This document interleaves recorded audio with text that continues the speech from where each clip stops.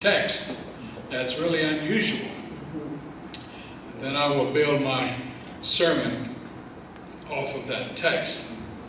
In Genesis chapter 21, it tells us Isaac is born, and as a result of that, then Hagar and Ishmael are sent away. And Abraham is living in the land of Philistia, the Philistines. And the king of the Philistines is a guy by the name of Abimelech. And now, when I preached in Africa, they told me to slow down. And I think you guys need to slow down. I've been to Africa 4 times. I've preached the General Council for the Assemblies of God in Nigeria. I've preached all over Lagos, and I've been to Tanzania. And so they've adopted me there as a white African. They said I'm an African in white skin. And so I'm going to try to slow down a little bit tonight, because I want you to grasp. If you don't understand something, wave your hand. I'll back up and do it again. I'm just glad we're getting to do this in English. Abimelech and Abraham entered into a covenant. And they talked about the fact that some of Abimelech's men had stolen a well from Abraham. And so they got together, and Abraham told him about it. Abimelech said, "Look, you're a mighty man, and I ask that you never bother me, and I won't ever bother you." And so they entered into a covenant there. They even offered up 7 ewes or 7 lambs as a result of that. And then in verse number 33, it says, "And Abraham planted a tamarisk tree in Beersheba, and there he called on the name of the Lord, the everlasting God." Now the name Beersheba means the well of oath, or the well of 7. The word here for everlasting God is the word El-Olam. E-L-O-L-A-M, El-Olam. And what it simply means is unending God. It expresses his eternal being, as well as his authorship of eternal things, eternal plans, and eternal purposes. You see, tonight you and I are an elaborate part of God's plan. I want that to sink into your spirit. You are an elaborate part of God's plan. You are just as important in God's plan as Abraham, as Isaac, as Jacob, as Moses, David, Elijah, Daniel, Jeremiah, all of the great men. As a matter of fact, we'll go to Hebrews 11 in a minute, and you are just as important as any of these great heroes of faith. Amen. You must grab this tonight. And so the ages were designed by God, and he decreed them from the beginning of time. He knows our end from our beginning. He starts the process. He tells us what the end is going to be, and then he takes us on the journey to where he wants us to go. In this process, God ties the generations together. Now everybody understands what generations are. Grandfathers, fathers, sons, grandsons, great-grandsons. Each one is a generation. And so he ties them together. One prepares something for the next generation, who prepares something for the next generation, who prepares something for the next generation. Say it with me. Who prepares something for the next generation. And on, and on, and on. And all of this is leading up to our day. Everybody say our day. Our day. Our day. I believe we are one, if not the final generation, before Jesus Christ comes to straighten out the mess on this earth. When God created Adam, he had you and he had me in mind. He knew Adam would fall, but he made plans for a new Adam. Jesus Christ, who would come and set things straight. You see, God is always planning for the future. Or should I say, he has already planned our future. Can I tell you, God's already been to your future? Because he said, "I know your end from your beginning." Whatever you're struggling with tonight, God has already been there, and he's already made a way for you. He's already made a way for you. Somebody say, "Praise the Lord." Praise the Lord. So you have to know that whatever perplexing issue you're facing, God is there for you. He's already prepared your solution. And throughout the generations, Satan has attempted to undo and thwart the plans of God. But God is El Olam, the everlasting God. Everybody say El Olam. I want you to leave here tonight thinking about El Olam, the everlasting God. God told Abraham what the future would look like. He said, you're going to be the father of many. And sure enough, that's the case today. He told David, you're going to set up on a throne, and from your seed will come one who will rule upon your throne forever and ever and ever. You see, without Abraham, we would not be here. Without Joseph, we would not be here. Without Moses, we could not be here. Are you getting this? Without David, God's plan would not evolve up to today. Without Daniel, we would have no idea what the last days would look like. Without Mary and Joseph, there would be no Savior of the world. Without Paul, we would not be here because he was the first missionary to the Gentiles. We're Gentiles, and Paul preached to us 2,000 years ago. And we're here as a result of the work of the Apostle Paul. Are you getting the picture today? Yes. So God has a plan, and he's working his plan generation by generation by generation. Jesus said, your father Abraham saw my day and rejoiced in it. In my text tonight, Abraham planted a tamarisk tree. Now, a tamarisk tree grows in the Middle East. It's an evergreen tree. But it's not a tree you plant if you're going to sit under the shade of it. Because it's a tree that takes a long time to grow. What it does, it sends down a taproot deep into the earth until it finds a great water source, and then it begins to grow. And it never grows in one generation. So when Abraham planted a tamarisk tree, he said, this is to the everlasting God. This will not just be for me. This will be for my son and my grandsons, so that they can sit in the shade of the covenant that I have created. So Abraham planted it. He got it. He got the tree. In Hebrews chapter 11 and verse number 13, here's what it says. These all died in faith, not having received the promises, but having seen them afar off, and were assured of them, embraced them, and confessed that they were strangers and pilgrims on the earth. Who are they talking about? The great men and women of faith in Hebrews chapter 11. But then verse 39, and you have to get this. Punch the person next to you and say, listen to this. And all these, everybody say all these, having obtained a good testimony through faith, did not receive the promise, God having provided something better for us. Everybody say us. Us. Woo, who's us? Who's us? Come on. Shout it out. Who's us? He prepared something better for us. That they, who's they? The men and women in Hebrews chapter 11. That they should not be made perfect apart from us. In other words, they're not complete until we do our part. They have not finished their job until we finish our job. Sometimes an answer or a promise doesn't come in one generation, but in ensuing generations. The work of our forefathers has been laying a foundation for you and for me to build on. They were planning our future. Somebody holler, praise the Lord. Amen. Several years ago, I was in Spain, and we visited this beautiful cathedral.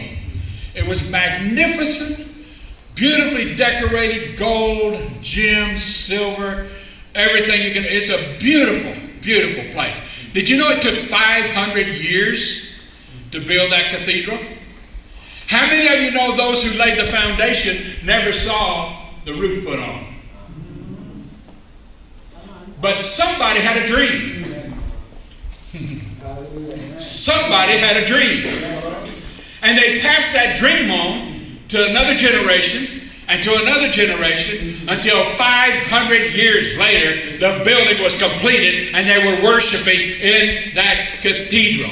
Our forefathers in this nation. And thank you for coming to this nation. I don't know where all you're from, but I do believe God has sent you here. And He sent you here for a purpose. This nation is dark. This nation is without God. This nation has turned its back on God. It says we're not a Christian nation anymore, according to our president. That's a shame. And God has sent you here to be a light in the darkness. He sent you here to make a difference. He sent you here to help hold up the arms of those of us who are fighting against the principalities of darkness and of evil. He sent you here to pull down strongholds. He sent you here to cast out devils. He has sent you here to continue to work on the things that God has begun 200 years ago in this nation. He sent you here for this time and this season for such a time as this. Somebody holler, praise the Lord. I want you to get this really deep in your spirit tonight.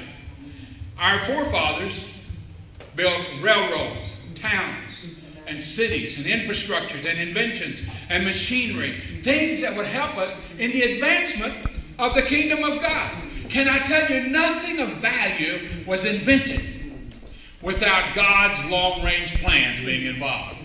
The steam engine helped open up the world of travel that could be done much more quickly. I just returned from Israel. We flew 8 hours to Turkey, 3.5 hours to Israel. Coming back, we flew 4 hours to Turkey, 11 hours from Turkey to New York City. You can be anywhere in the world in less than a day. That's right. Yes. Wow. The telephone allows us to communicate with anybody in the world at any time. If you go to my car, I left it in the car so it wouldn't ring while I'm preaching. If you go to my car and you pull out my phone, there'll be calls from Africa, calls from South America, calls from Europe, calls from all over the United States, because the phone has made it easy. Computers allow us to access information much more quickly. It made the internet available. And now thousands of people are finding Jesus Christ every week on the internet. Somebody holler, praise the Lord. Praise the Lord. Roads and automobiles and airplanes made our world accessible to the gospel of Jesus Christ. The dreams of those who have gone before us are making it possible for us to do the work of the Lord on a greater scale than it's ever been done before. Amen. Can I tell you, God called you to do greater things? Hallelujah. I said, God has called you to do greater things. Amen. Jesus said, the things you've seen me do, and greater things than these shall you do, because I go to the Father. This is the time for greater things. Amen? Amen? Are you getting this picture today? Are you grabbing this? Yes. Now, Hebrews chapter 11 and verse 3 tells us the ages were aligned by God. He decreed them from the beginning of time. Isn't that amazing? Yes. Throughout the ages, men have attempted ludicrous things, crazy things, because they had a dream. In 1492, Columbus convinces Queen Victoria, Queen Isabel, that he can find another continent. And everybody said, Columbus, if you sail the ocean, you'll fall off, because the earth is flat. It is not round. But he had a dream. Yes. And he found enough people to stock 3 ships, and they sailed over 3 months they sailed until they finally spotted land. And here we are today, because he had a dream. Amen. One man had a dream. One man changed the world. What? Are you getting this? Come Yes. on. Hallelujah. I think you're half asleep tonight. Look your neighbor and say, come on, wake up. Hallelujah. God said in Ezekiel, he said, I sought among them for a man who would stand in the gap and make up the hedge and I'll not destroy the land. But I found none. You see, you've been called to be that man or that woman. You've been called to stand in that place today. You've been called to do great and mighty things for the cause of Christ. You've been called by God to tear down and build up and build the kingdom of God and expand it like it's never been expanded before. Amen. Amen. Amen. Now, my point is, these great men and women of faith in Hebrews were setting us up. The faith they had, the works they did, were setting the stage for our entrance. Can you hear your cue? Yes. Come on, stop a minute and listen. Can you hear? Now, if you've ever been in a play, if you've ever been in any kind of acting, you know what a cue is. It's a line that comes before your line. It's a sound or something that happens before it's your turn. I hear a sound in my spirit today. And God is calling men and women like you. And He's saying, it's your turn to get on the stage. It's your turn to be great. It's your turn to be like Samson. It's your turn to be like Barak. It's your turn to be like all of the great men and women like Deborah. It's your turn to stand up tall. It's your turn to walk under the anointing. It's your turn to pull down great strongholds. It's your turn to change a nation. It's your turn to bring light into the midst of the darkness. It's your turn. Look at somebody and say, it's our turn. Come on, look at somebody and say, it's our turn. It's my time. These men and women are not complete without us. And we are not complete without them. You see, Satan would like you to think that you're meaningless, you're impotent, you're useless. Lies, lies, lies. Obviously, the devil's worried about you, or he wouldn't be doing everything he could to try to destroy you and defeat you. Those who have gone before us have planted a tamarisk tree, a sign of covenant that tells us God is still on the throne. He's still El Olam, the everlasting God. Here's what the word of the Lord says. He's the same yesterday, today, and forever. When you get up tomorrow morning, He's the same God He always was. When you get up a week from now, He's the same God He always was. He doesn't get old. He doesn't get deaf. He's not gone blind. He's not gone crazy. He's not gone cross. He is the same yesterday, today, and forever. Somebody holler, praise the Lord.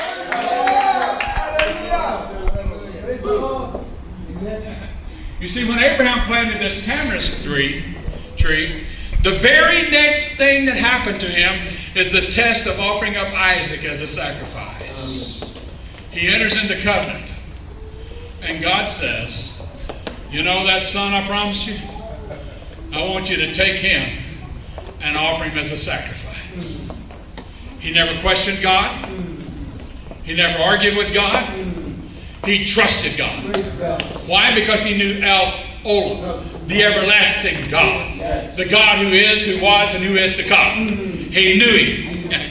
He felt so confident in God that in essence he was saying, God cannot fail me. He has made me a promise. And if I obey, He's able to raise my promise from the dead if necessary. If God has made you a promise, it will come to pass. If God has told you He's going to do something for you, don't doubt, don't fear, don't give up, get ready. You see, Abraham learned to trust in God's plan. And you and I must learn to trust in God's design for us. After all, He's been working His plan for thousands and thousands of years. And Satan has not been able to stop it. Here's what Jesus said, I will build my church, and the gates of hell will not prevail against it. We must take our place in this great scheme of God's. Our forefathers believed, and they would pick up the torch, and they would run the race. And so we must enter into the synergy of the ages. Let me explain synergy to you. Come here, Pastor. Now, Pastor, he's slim, he's strong, I can tell he's got muscles. If he can pick up 100 pounds, and I'm sure he can pick up more than that, and if I can pick up 100 pounds, together we can pick up 300 pounds because of the synergy that the two of us have. Can I tell you, thank you, Pastor, God has a synergy of the ages. What we attempt to do, we enter into the synergy of Noah.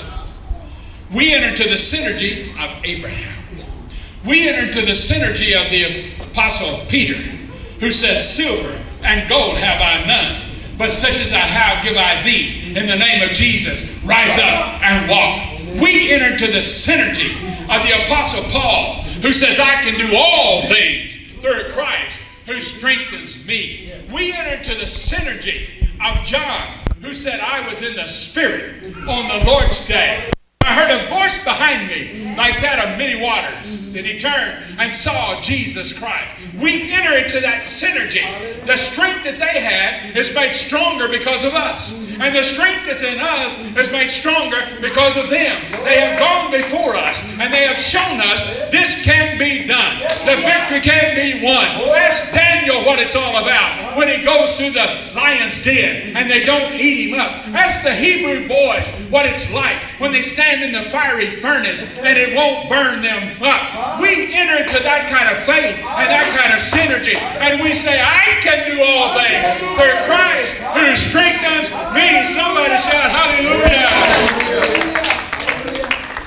You see, we have to pick up the torch and run this race. We must enter into that synergy of those who's gone before us and see more accomplished than they saw. They worked, they prayed, they fought, they believed, they died, and now it's our turn to finish the job. Look at somebody and say, we're here to finish the job. Can I tell you, Solomon could not have built a temple without David? He couldn't have done it. Jesus would never have survived Herod without Joseph. An angel comes through in the middle of the night and said, get up and get out. He got up and got out. And he saved the baby Jesus. Well, you see, something great is riding on you.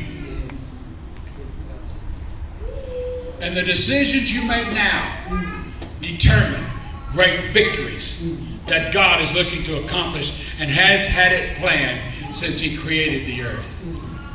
You getting this? What is your future really like? Well, let's ask those who saw our future. Jesus said, in my name, you will cast out devils. You will lay hands on the sick, and they shall recover. Oh, there's a hallelujah. Joel said, and repeated by Peter in Acts chapter 2, your sons and your daughters shall prophesy. And your old men are going to dream dreams. And your young men are going to see visions. And upon your maidens and handservants will I pour out of my spirit. And that day, says the Lord of hosts. The scripture I read to you earlier, out of Hebrews chapter 11. All of these, having obtained a good testimony through faith, did not receive the promise. God having provided something better for us, that they should not be made complete or perfect apart from us. Their work isn't finished until ours is completed. And Jesus said, the things that you see me do, greater things than these shall you do. And I told you a few moments ago, Jesus said, I will build my church, and the gates of hell shall not prevail against it. And Josh, northern Nigeria, which is a Muslim territory. 2 young Muslims decided to go to Mecca for the Hajj. And in Mecca, if you've ever seen pictures of it, there's a white stone in the center, and they start in a circle. And their goal is to get in close enough to touch that stone. That's the stone supposedly Muhammad. Whatever. And these 2 young men, Muslim, have gone to the Hajj. They begin to fight their way through the crowd. And they're getting closer and closer to that white stone. And when they get close enough to touch it, all of a sudden a figure steps out of the stone, opens up his hands, and they're nail scarred, and said, I am Jesus Christ, of whom you don't believe. And the 2 boys fell on their face and confessed Jesus Christ and came back to Josh and started testifying, and God started winning souls like crazy.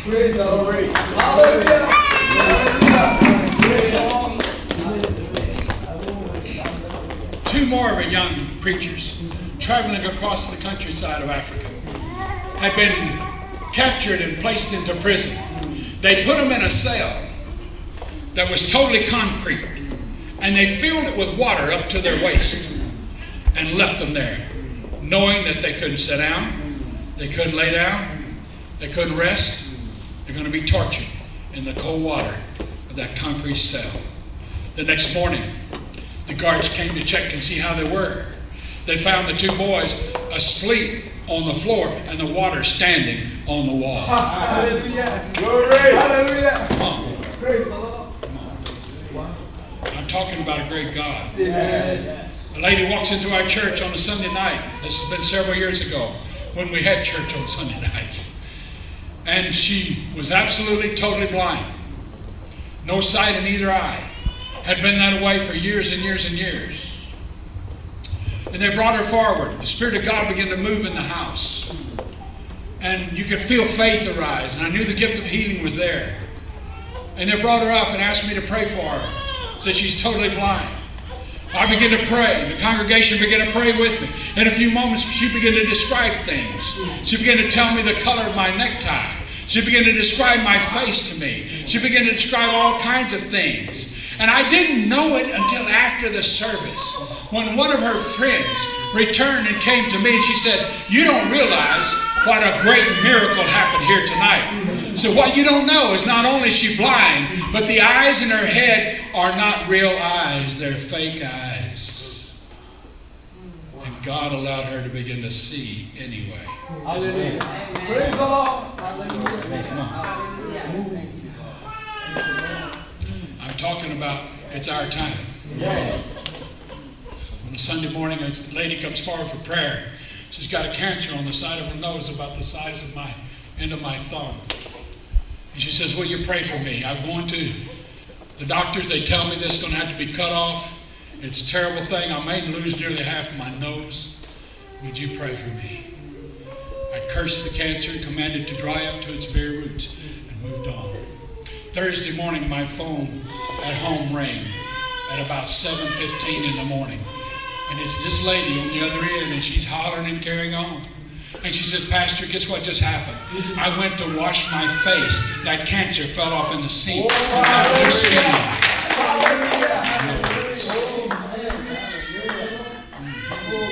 I could stand here and tell you stories all night, but you could probably tell me stories you've seen. The dead have been raised. One Sunday morning between Sunday school and worship time, this elderly gentleman in the congregation apparently had some kind of an attack and slumped over. Two of my nurses in the congregation went to him and began to check him out. I came into the building and saw the commotion back there. As I walked up, one of the nurses turned to me and shook her head. As I leaned over, the other nurse says, "Pastor, he's gone." I said, "We're not going to let this happen in our church." And I turned to the people and said, "Let's pray." I laid my hands and said, "I rebuke death in the name of Jesus Christ." We must have prayed about 10 or 15 seconds. And he shook like this and he woke up, eyes wide open.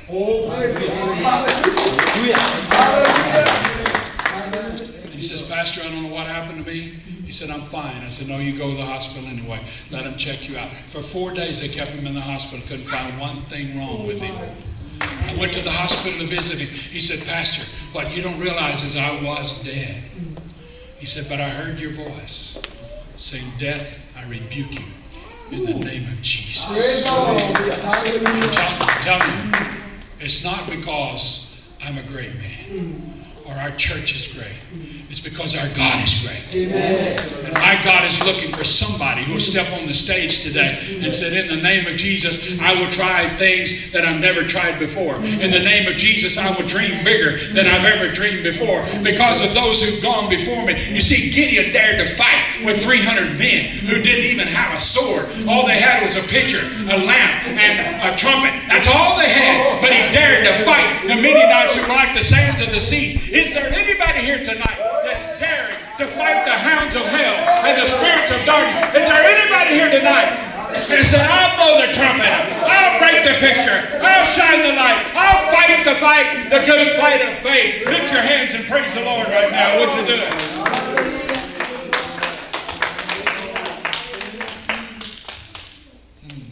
Now, I'm going to close right here with this scripture.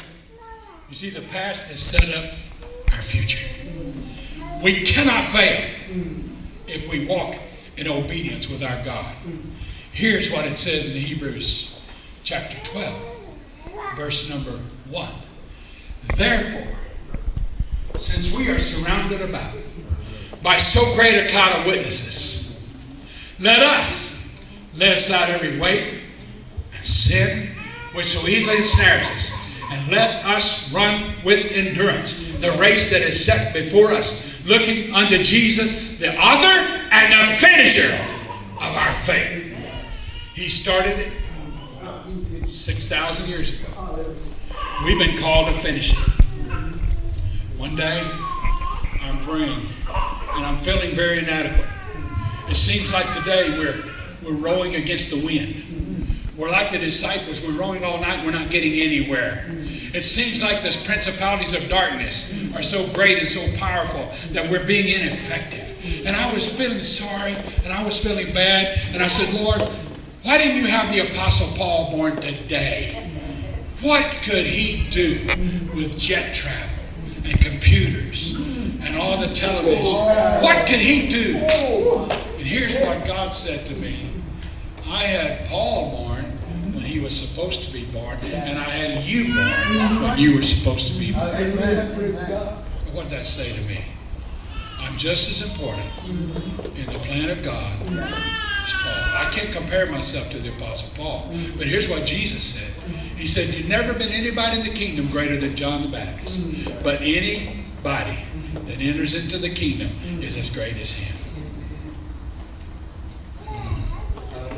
Look at your neighbor and say, greatness lives inside of you. Now look at your neighbor and say, greatness lives inside of me. Do you believe that tonight? Do you believe that tonight? You see, God's called us here. I don't know how far you traveled. I don't know how hard it was or how easy it was for you to get here. But you're here. Now, God didn't call you here to become Americanized. He didn't call you here to get rich. He didn't call you here to get lazy like most American Christians. You have all-night prayer meetings. They talk about it. You see great things accomplished. We talk about it. God didn't call you here so that you could drive a new car and live in a better house and have a bank account and send money back home to your family. That's not why God called you here. God called you here because you have a job to do. God called you here because there's anointing upon your life. God called you here because you've been chosen by God for such a season as this. You are the Esther in your neighborhood, and your family, on your job, wherever you are. God has called and chosen you to magnify the King of Kings and the Lord of Lords in your life and the life of those around you.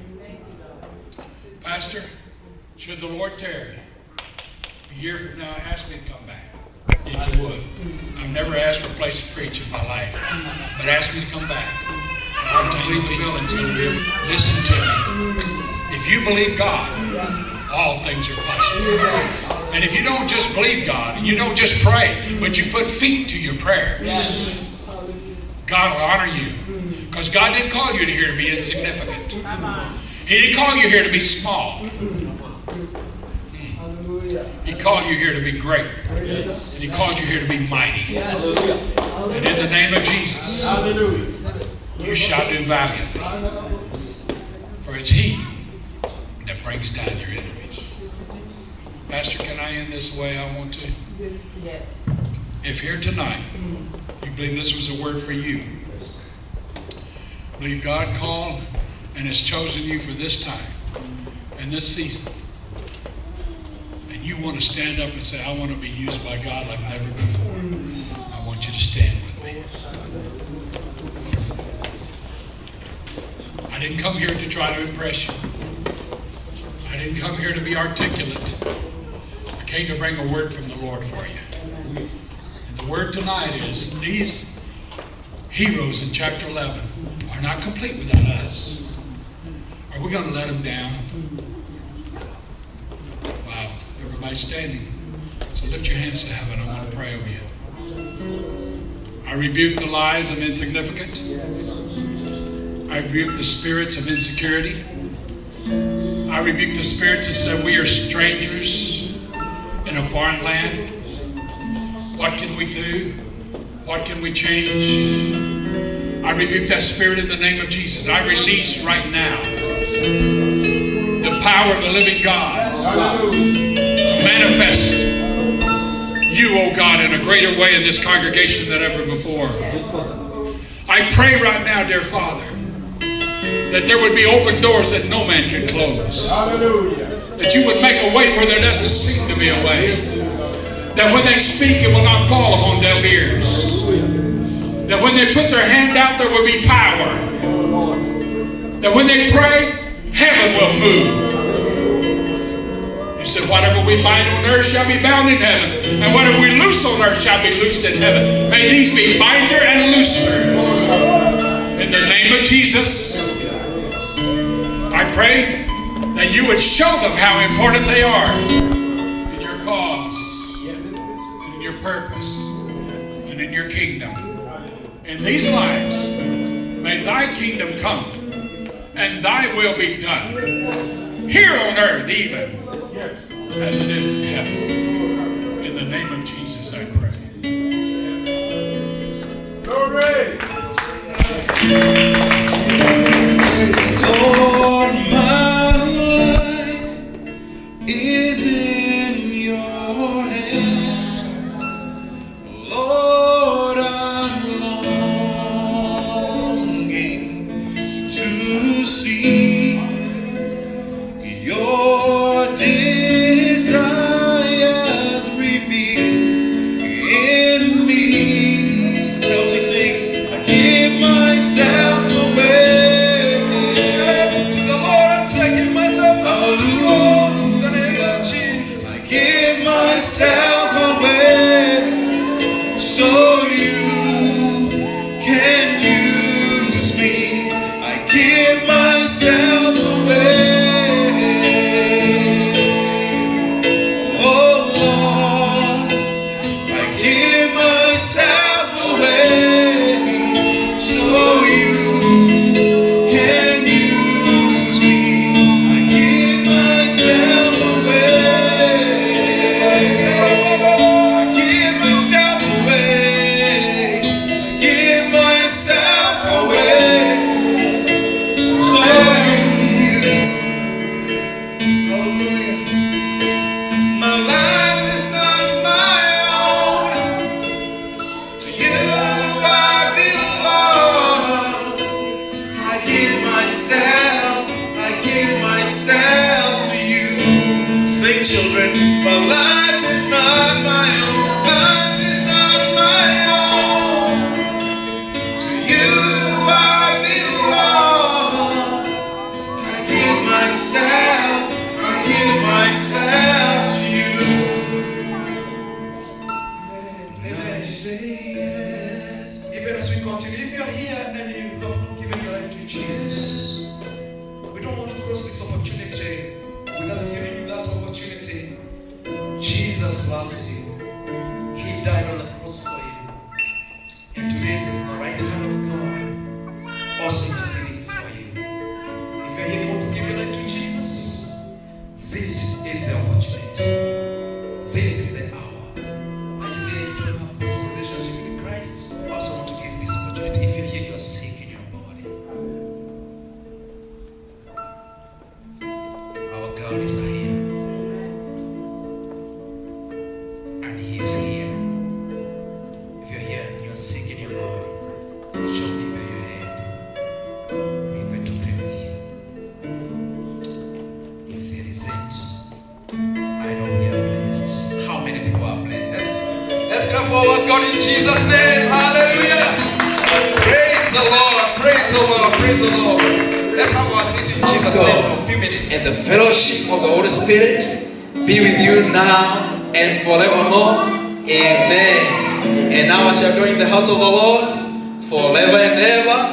Amen. God bless you so much. Say hi to 3, 5 people, 10, 20.